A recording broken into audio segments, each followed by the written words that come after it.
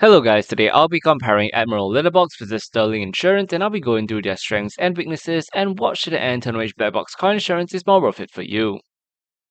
Admiral Little Box uses a physical device that links to a mobile app and this system tracks driving factors such as speed, acceleration, braking, cornering, and the time of day driven, generating a driving score. This score can influence renewal discounts, however customer feedback can be mixed, with some users reporting inconsistencies in scoring.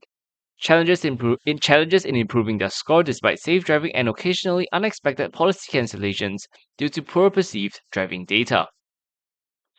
Sterling Insurance, on the other hand, particularly for its black box offering, you also uses a small device that sticks to the windscreen and connects to an app. Their black box policies aim to reward safe driving with personalized premiums at renewal and often emphasizes no curfews, meaning drivers are not penalized for driving at night, though night driving can still influence the overall score.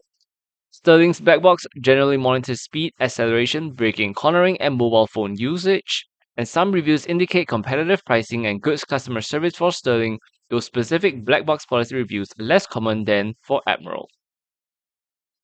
Admiral Littlebox is ideal for young or new drivers in the UK who are willing to have a physical device installed or plugged into their car, and this user is focused on demonstrating consistently safe driving to potentially earn renewal discounts and is choosing from a larger, more established insurer. Sterling Insurance, on the other hand, is ideal for young or new drivers in the UK who prioritize a black box that explicitly states no curfews and offers self installation of the device.